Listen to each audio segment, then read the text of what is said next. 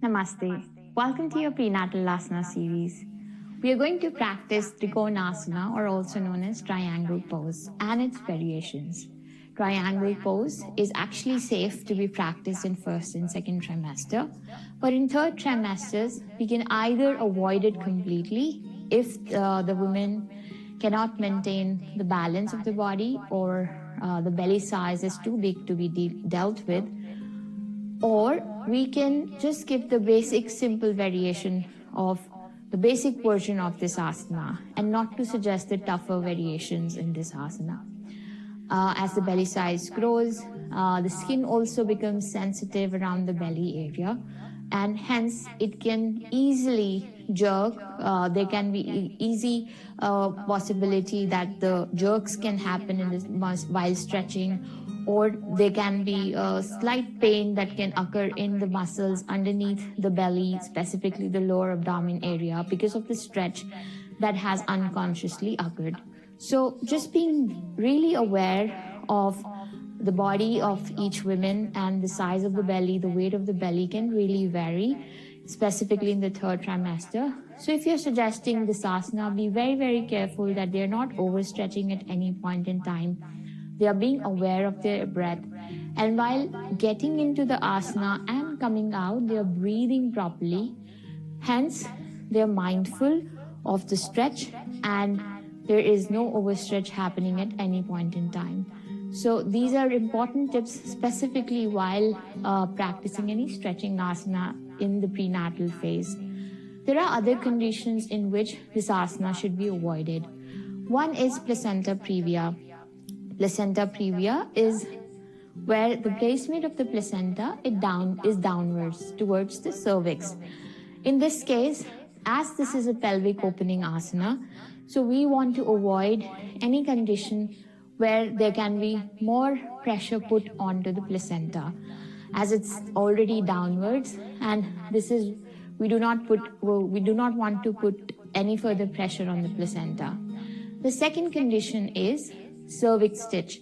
Now, cervix stitch is a medical procedure done by doctors in order to avoid premature delivery. This happens to the women who has slight weak cervix muscle. So the doctor puts a slight stitch as a part of the medical procedure so that she can avoid that condition. In that case, we also avoid any pelvic opening asana, hence this should be avoided.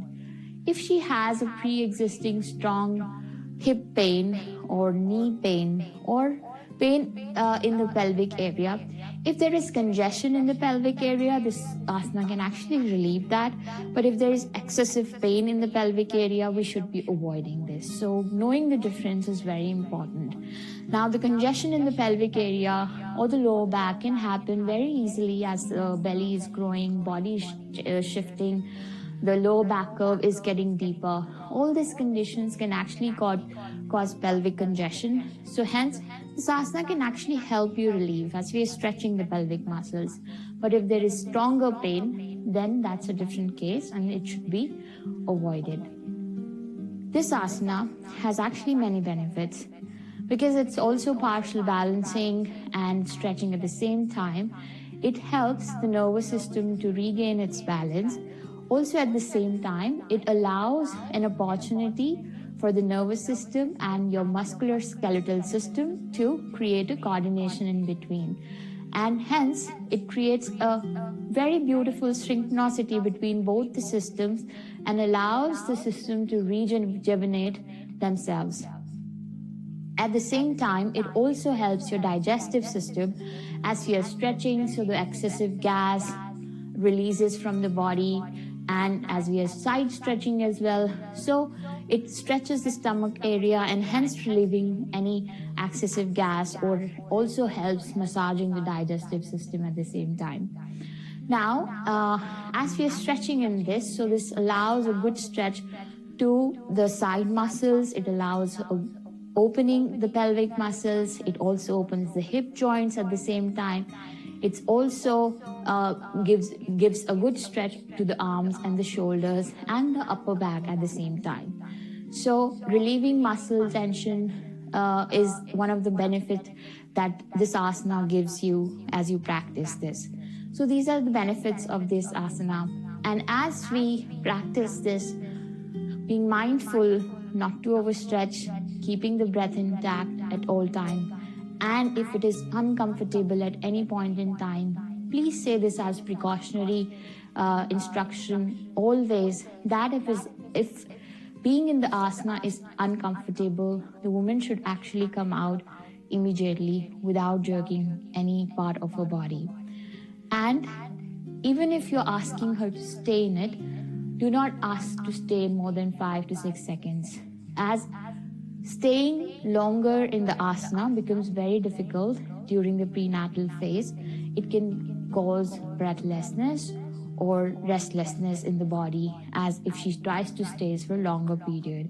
So idea is to get into it, take few breaths and come out. So that should be the idea while practicing this or any prenatal asana.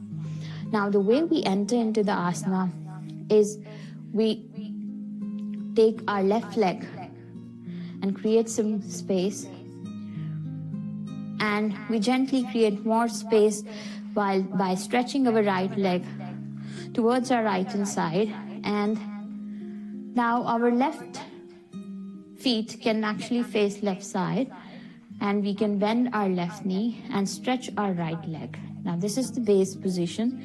Once we have stabilized into it, the first basic variation of triangle pose is we rest our elbow on our left thigh. Once you have rested the elbow, we then begin to stretch the right arm very gently and slowly, breathing into it. Feeling the side stretch completely. Inhaling and exhaling. Opening the hip muscle, pelvic muscles, strengthening the joints, releasing.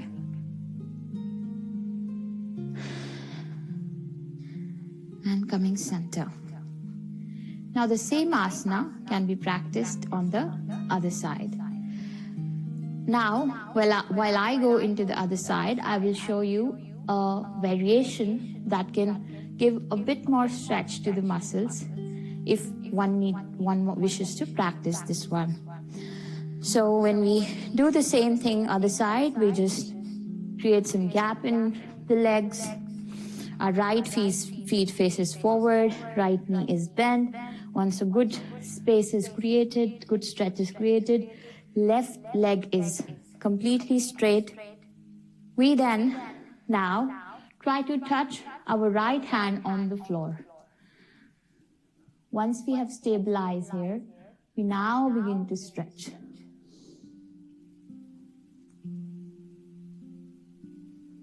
And exhale.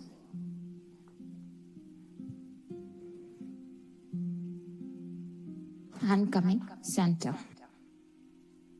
The other variation that can be practiced in this is, rather than keeping the hand in front, keeping the hand at the back also. In this case, that gives a stretch, a bit more stretch to the shoulder area. So we can go the other side again. Stretch this leg. Now, before I kept the same side hand on the front, this time we're going to keep it at the back. And now, let's take a stretch. Inhaling and exhaling. And coming out.